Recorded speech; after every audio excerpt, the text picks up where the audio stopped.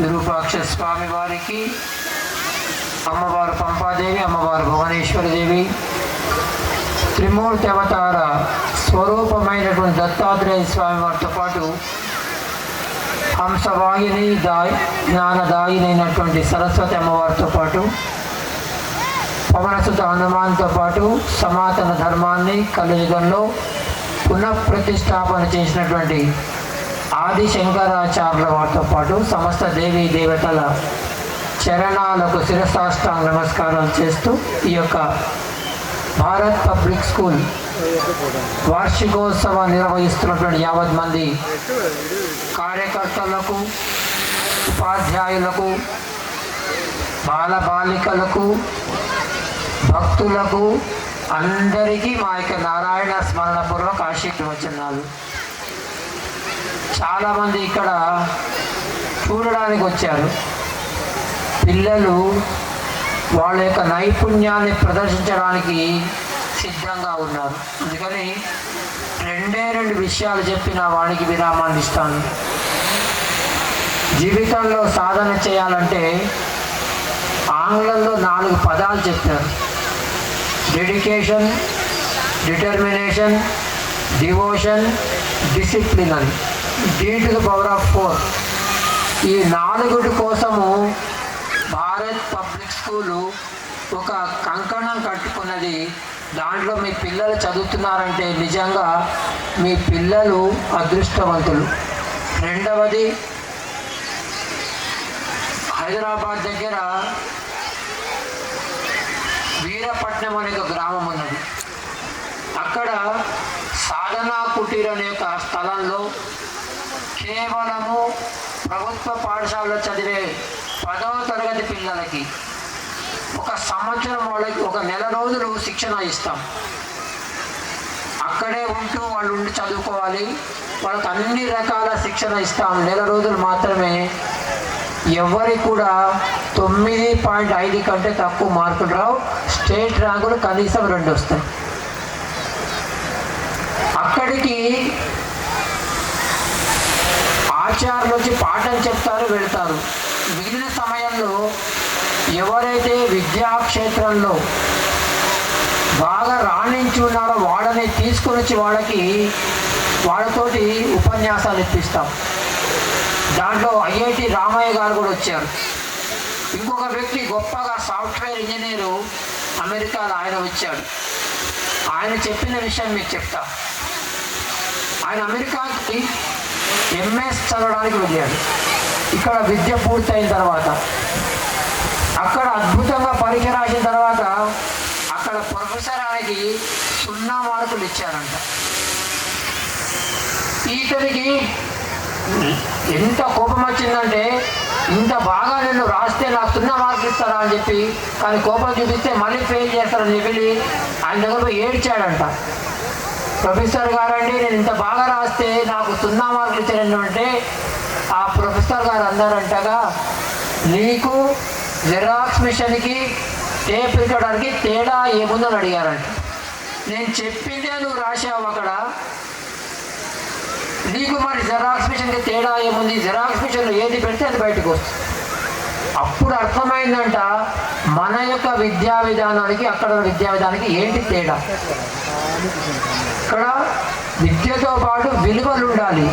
విలువలు లేకపోతే ఏమవుతుంది? ఈరోజు తల్లిదండ్రులను తీసుకెళ్ళి వృద్ధాశ్రమాల్లో పెడుతున్నారు చదువుకున్న వాళ్ళు. ఎప్పుడైతే వాళ్ళకి విలువలతో కలిగినటువంటి విద్య ఏమో సంస్కారాలతో కూడినటువంటి చదువు విద్య అవుతుంది. విద్యా దదాతి వినయం. అందుకని పిల్లలకి విద్యతో పాటు చదువుతో పాటు సంస్కారాలు ఇచ్చేటువంటి కార్యక్రమం ఇక్కడ జరుగుతున్నది. అట్లా మార్కుల కోసము ఎప్పుడు వెనక వాటి కోసం పరిగెత్తకండి. ఎందుకంటే ఈరోజు పెద్ద చదువులు చదువుకున్న వాళ్ళు మొదటి బెంచ్లో కూర్చుంటారు, గోల్డ్ మెడల్ తీసుకుంటారు. వాళ్ళు వెనక బెంచ్లో ఫెయిల్ అయిన వాళ్ళపై పని చేసుకుంటున్నారు, కూలీ పని చేస్తున్నారు. ఇది మన ఎక్కాలి. అందుకని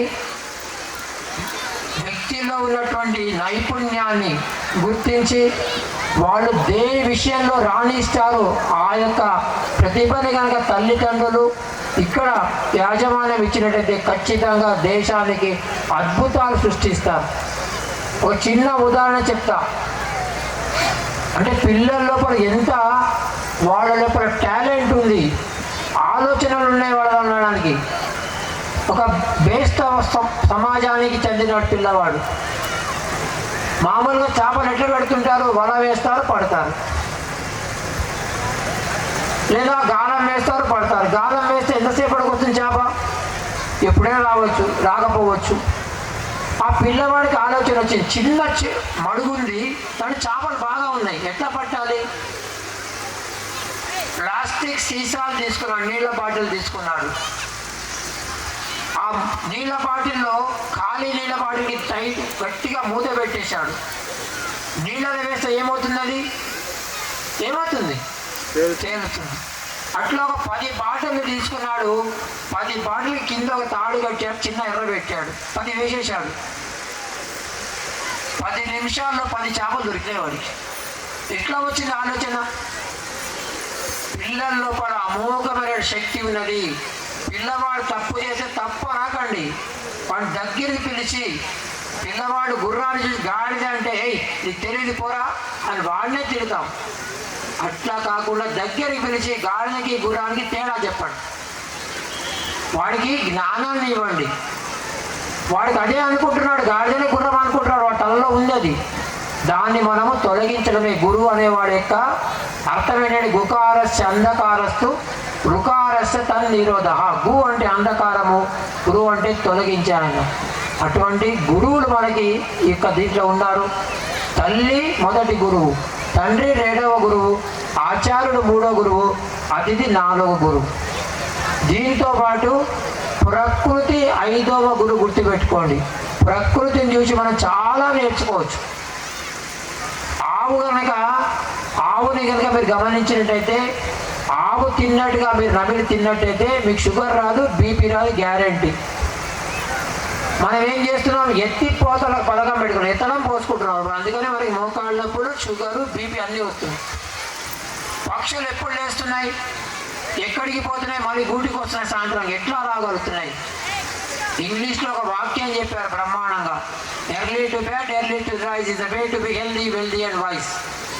ఎవరైతే సూర్యుడి కంటే గంట ముందర లేస్తారో, సూర్యుడు అస్తమించిన తర్వాత గంట తర్వాత పడుకుంటారో, వాళ్ళ జ్ఞాపక శక్తి పెరుగుతుంది, ఏకాగ్రత పెరుగుతుంది, వాళ్ళు ఆరోగ్యంగా ఉంటారు, మంచి మంచి ఆలోచనలు వస్తాయి.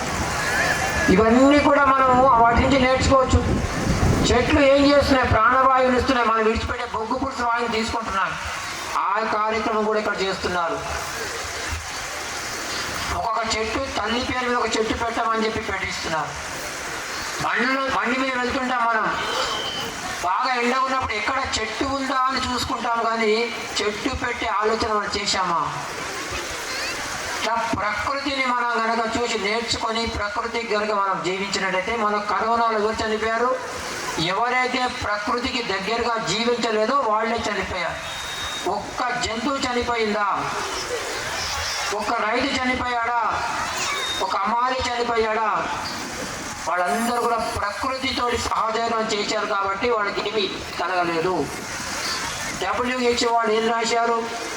అన్ని నియమాలు రాశారు. మాస్క్ పెట్టుకోండి, శానిటైజర్ పూసుకోండి, 2 గజాల దూరం పాటించండి. చివరికి ఒక వాక్యం రాశారు, అది భూతద్దం పెట్టుకొని చూడాలి. Improve your immunity power. రోగ నిరోధక శక్తిని పెంచుకోమన్నారు. ఎట్లా పెరుగుతుంది? ప్రకృతిని చూసి మనం నేర్చుకోవచ్చు. అందుకని పిల్లల లోపల వాళ్ళ యొక్క నైపుణ్యం ఇక్కడ ఇస్తారు. మీరు వాళ్ళని పూర్తినివ్వండి. వాళ్ళని ఎప్పుడు కూడా నిరాశపరచకండి. ఎప్పుడు చదువు చదువు చదువు అని కాకుండా వాళ్ళు ఏం నేర్చుకున్నారు చెప్పమానండి. ఖచ్చితంగా వాళ్ళ లోపల అద్భుతమైన విషయాలు బయటకు వస్తాయి. అది మన సమాజానికి ఇచ్చినప్పుడు మన దేశం ఏదైతే మనం విశ్వగురువు, బంగారు పిచ్చుక, రత్నగర్భ, అన్నపూర్ణ అని కొనియాడినటువంటి దేశం తిరిగి ఆ స్థితికి వెళ్తుంది. ఆ దిశగా మీరందరూ ప్రయత్నం చేస్తారని మీ అందరికీ హంపి క్షేత్రాధిపతి విరూపాక్ష స్వామి వారు, అమ్మవారు పంపాదేవి, అమ్మవారు భువనేశ్వరి దేవితో పాటు చలువుల తల్లి అయినటువంటి ఆ సరస్వతి మాతతో పాటు సమస్త దేవీ దేవతలు మీ అందరికీ ఆయువారోగ్య ఐశ్వర్యాలతో పాటు మంచి జ్ఞానాన్ని ప్రసాదించమని ప్రార్థిస్తున్నా. వారికి విరామాన్ని ఇస్తాను. సర్వే జన సుఖినో భవంతు, సమస్త సన్మంగళాని భవంతు.